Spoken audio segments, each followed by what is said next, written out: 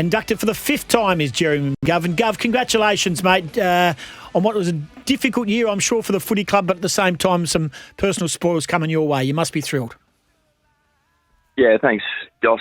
Yeah, mate, it has been a little bit difficult, obviously, on the club's level, and personally, it's obviously great to make the All-Australian, but yeah, mate, we'll move on and enjoy this break and get back into it. No doubt about that. Now, a lot of people have been texting me overnight. I'm going to ask the same question of Caleb Sarong. The dress code last night for the Sydney Swans, West Coast Eagles and Fremantle players, no tie, Gov. What was the dress code?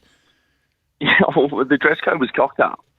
So I don't like tying a suit on the most of the times, and I was tossing up tie or no tie.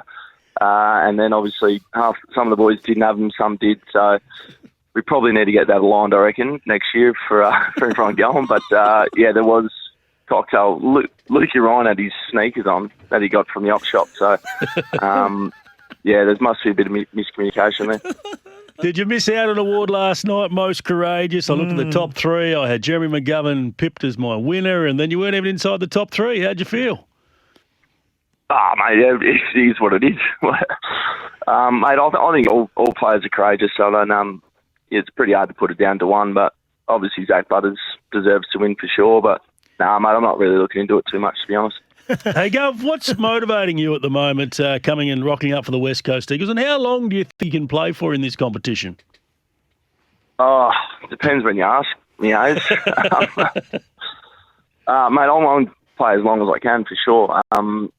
Obviously different motivations. Main motivation for me recently has just been trying to get back and play consistent footy and help the footy club and help lead them and help these young boys. So club's obviously going through a fair bit of change. So yeah, for me it's just wherever I can assist, obviously on field with performance and leadership stuff and around the footy club and help these young boys build for a good future. By the time I sort of leave, we hopefully leave the footy club in a good place when I'm went out to tap on the shoulder to finish up. Yeah, now you're very good, mate. The man you're connected at the hip to, the man on field that you have this amazing sync with, and I know you're close to him, but Tom Barrass has officially asked for a trade. What's your thoughts on that, and how difficult is that going to be, losing someone who's played 150 games, premiership player, vice-captain, much loved, and your mate? Yeah. Oh, yeah, mate. On a mate level for sure. I'm shattered he's going. I love playing with him. Like you said, he's one of my best mates. So obviously on that level, yeah, of course, flat to see him go, and he's going to be sorely missed at the footy club. That's for sure, and hard to replace. But at the same time, he's got his reasons and that he wants to go, and I respect them and understand them with the industry that they're in. And I feel like he's doing the right thing for himself, his family, and direction he wants to go. But selfishly, I'd love him to stay, but and I'll miss him for sure. But I understand it, and I support everything he's doing. He's as much as I'd love to have him there out with me all the time. I know you're not going to tell us about your private conversations, and one last one on this, but do you talk to him as a friend? You know, your kids are mucking around together, your wives are together, everything's sort of fitting in, and you know, and then the vibe comes out that he wants out, and he's met Sam Mitchell. Do you raise the question with him? Do you talk to him, ask for reasons? Does he ask you what your thoughts are in that space? Oh, look, yeah, we've chatted about it a fair bit, and it's not just with Tommy. I think with everyone and the club and, you know, direction we're going, and obviously those conversations happen over the years, not just this year, but most years. So, I chat to him for sure, obviously. So I've got a better understanding of the decisions and the reason he's made it. I'm not going to go into it because, you know, they are private conversations that we have and the boys have. But, on a deeper level, like I said, he's one of my best mates. So I was supporting no matter what he does. But like I said, selfishly, I'd love him just to stay at West Coast with me. Are you being drip-fed information about the coaching position? Or are you a senior player? You're a 5-time All-Australian? You're probably on the panel, are you? No, mate, I'm not on the panel. Look, as much as I'm happy to contribute in wherever I need to with that sort of stuff, you know, I back the club in. They've got a good system. They've got a panel. They've got some system process they're going to go through to select a new coach. And for me, you know, I'll leave it up to those boys and or people, and I'll just focus on trying to get my body right and get these boys right so we're ready to go when that coach comes in. Hey, Gov, just going back to the Barrass situation, can we do it better as an industry where we've got all these players, they're almost living a lie throughout the season where they might be thinking about going. Would you like the communication to change a little bit in regards to what players say about their futures? Because you've been through it. You're free agents, a little bit different. Fremantle threw the kitchen sink at you through that period. But do you think as an industry we could improve the way that we do things? Yeah, yes and no. It's. I can only speak from my experience of going through it. Half the time you're just scared, Hayes. You don't want to say the wrong thing or come out the wrong way or upset anyone or anything. So, unfortunately, in the industry that we're in, if you do say something that's a little bit out of line, sometimes it grows a bit of legs and it comes back to bite you and stuff. So, I think if everyone wants players to speak a bit more freely, just try to look after us on the other side, because as soon as some boys and people speak a bit more freely, it sort of gets thrown back in our faces a little bit sometimes. So, which we understand. So, as much as, yes, I think we probably can improve in areas as one players, but also on the media side as well would be great. But, yeah, that stuff is what it is. You can't really control that. It's very good. Well spoken.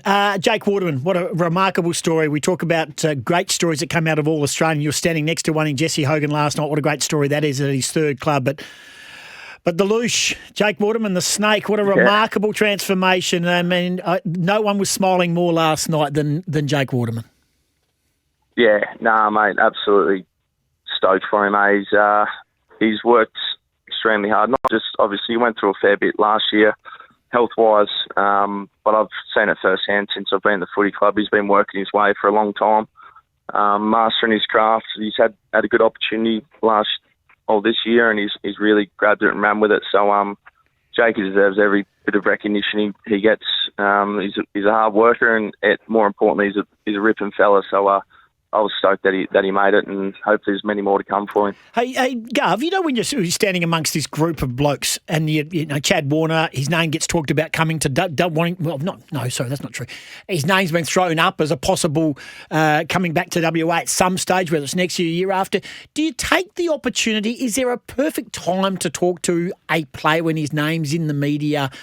Like it goes back to what Hayes is saying, or do you just keep your distance and say, "Hey, mate, is there any chance you're going to come to WA?" And do you get the responses, and do you keep that under your hat? I mean, did you get a vibe at all last night? Mate, to be honest, every player in that room, I'm trying to get across to WA. I'm always just having a listen if around, saying you're more than welcome to come over to us. So yeah, look, obviously. For sure, that's not what you're chatting about the whole time. Obviously, you're getting to know those guys on a probably deeper level when you're there. But, yeah, there always is a bit of a side swipe on the way through of, we'd love to have you, for sure. But, not too much, mate. We just try and enjoy the night and celebrate everyone. You're a senior player. One last question from me. Do you get consulted on some of the list management decisions in and around some of the players that you might want to see coming to your football club? Mate, not really. Very similar to the coaching stuff. Hayes, you always have a bit of a chat here and there, but it's never anything too serious and deep. Like, we've got people in those positions to make those decisions, which, as players and a club, we back them in. So, mate, don't get too involved, to be honest. We just worry about ourselves and what we can do on that pitch and in the off season and out in the footy field. But when we go to those events, I'm half doing the list management of pitching to a few boys when we need to. I did it once. I went into the recruiters at Freo and said, "You got to get this guy from Claremont. His name's Jeremy McGovern." How'd that go for you? They didn't listen to me, did they? 5-time All-Australian. Hey, Gov, fantastic. Mate, do you care who coaches you?